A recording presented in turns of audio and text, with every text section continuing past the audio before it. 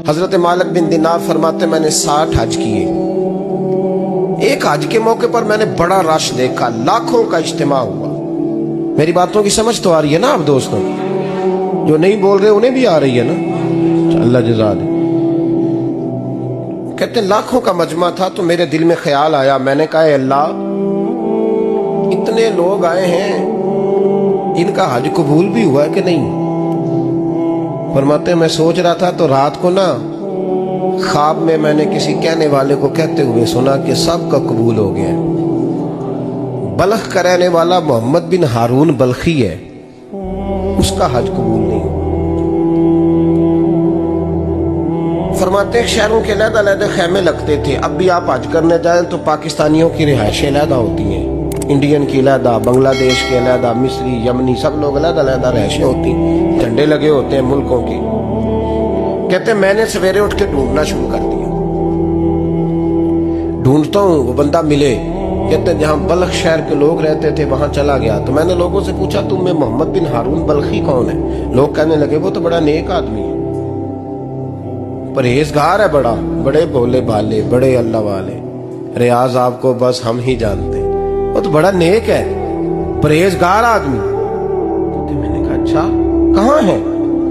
उन्होंने कहा पहाड़ के पीछे उसने खैमा लगाया हुआ है, सारी रात इबादत करता है, सारा दिन रोजा रखता है, कायमुल लैल है, साइमुद दहर है। क्या बात?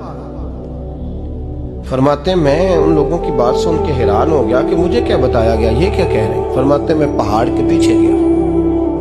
हज़रत मालिक बिन दिनार अलैहि रहमा फरमाते हैं जब मैं वहां पहुंचा तो मैंने उस शख्स को मुसल्ले पे बैठे देखा।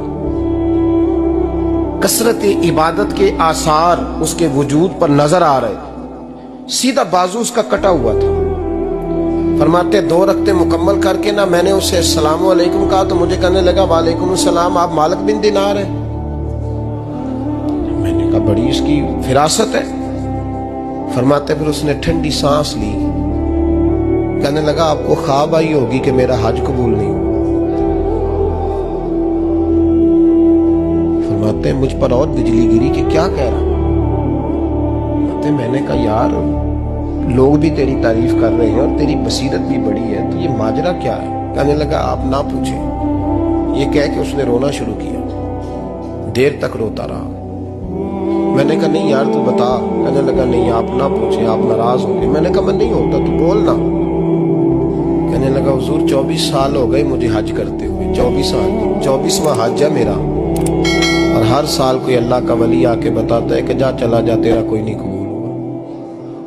बेपरवाही वेख सज्जन दी जिथे किसे दी पेश ना जावे, उन्हें ताजा वाले दर दर रोले ते मंगते तख्त बिठावे, आजम किसे नु कारा मिलदा ही कोई काबे हो खाली आवे। कहते हैं उसने मुझे कहा हुजूर 24वां हज है, हर साल कोई बताता है। मैंने कहा तेरी गलती। कहने लगा मैं अपनी माँ का नाफरमान। मैंने कहा वाकया क्या हुआ? कहने लगा हजरत अल्लाह ने मुझे दौलत दी, माल दिया, जमीनें दी तो मैं अय्याश हो गया। इमाम मालिक बिन दिनार रहमतुल्लाह अलैह फरमाते हैं मुझसे कहने लगा पैसे आए तो मैं अय्याश हो गया। रमजान का महीना था, असर के बाद मेरी अम्मा इफ्तारी की तैयारी कर रही थी, मैं गया, मैंने कहा शराब पी हुई, अम्मा रोटी दे, तो अम्मा कहने लगी शर्म कर, शर्म कर, रोजा रखा नहीं तो जिन्होंने रखा है उनका तो ख्याल कर। कहते अम्मा की बात का मुझे गुस्सा लगा।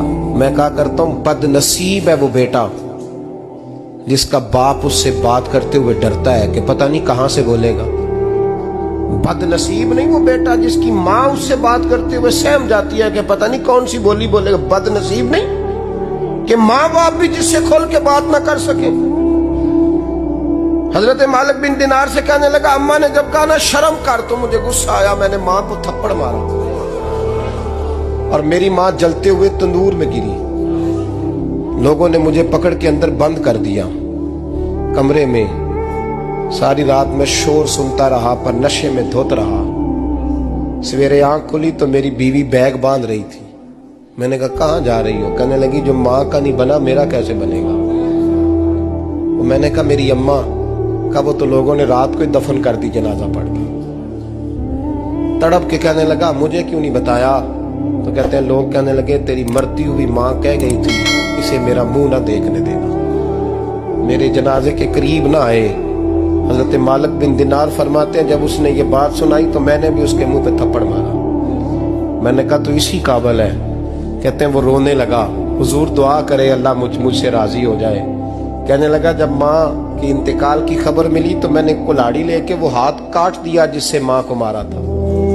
میں نے ساری جائیدادیں خیرات کر دی.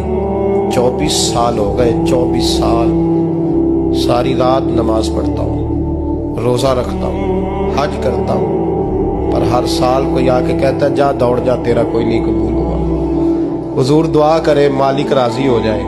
فرماتے ہیں میں تھپڑ مار کے آ گیا. میں نے کہا تجھ سے راضی ہو جائے اتنے ظالم سے. امام مالک فرماتے ہیں رات کو آ کے سویا تو مجھے خواب میں رسول پاک کا دیدار ہوا. تو نبی پاک علیہ السلام نے فرمایا مالک تو اسے مایوس کیوں کر آیا ہے, اللہ تو بڑا مہربان ہے. کہا حضور ماں کے نافرمان کو معافی کیسے ملے گی؟ تو امام مالک فرمانے لگے نبی کریم نے فرمایا جا اسے جا کے بتا دے تجھے قیامت میں تیری ماں کی وجہ سے بخش دیا جائے گا. کہا حضور اماں کی وجہ سے کس طرح؟ تو محبوب فرمانے لگے اس کی ماں قیامت میں اس کے خلاف مقدمہ دائر کرے گی رب کریم کی عدالت میں, اے اللہ میں نے 9 ماہ پیٹ میں رکھا, درد سہ کے اسے جنا, جگر کا خون پلا کے پالا اور اسی نے مجھے قتل کیا. رب کریم اس کی ماں کا مقدمہ سن کے کہے گا اٹھاؤ اس کو دوزخ میں پھینکو, اس نے ماں جلائی تھی اسے بھی جلاؤ. محبوب فرمانے لگے جب پکڑ کر کے مالک اس کو محمد بن ہارون کو لوگ لے جائیں گے نا جہنم کی طرف, ابھی فرشتے گھسیٹیں گے ہی تو پلٹ کے پھر اماں کی طرف دیکھے گا, اور دوسری دفعہ پھر گھسیٹیں گے تو پلٹ کے دیکھے گا, اور تیسری دفعہ پھر پلٹ کے کہے گا اماں یہ مجھے جلانے لگے, اماں یہ جہنم میں پھینکنے لگے. میرے حبیب فرمانے لگے وہ جل کے مرنے والی ماں وہاں بھی بول پڑے گی, کہے گی یا اللہ چل میں نے معاف کیا تو بھی معاف کر.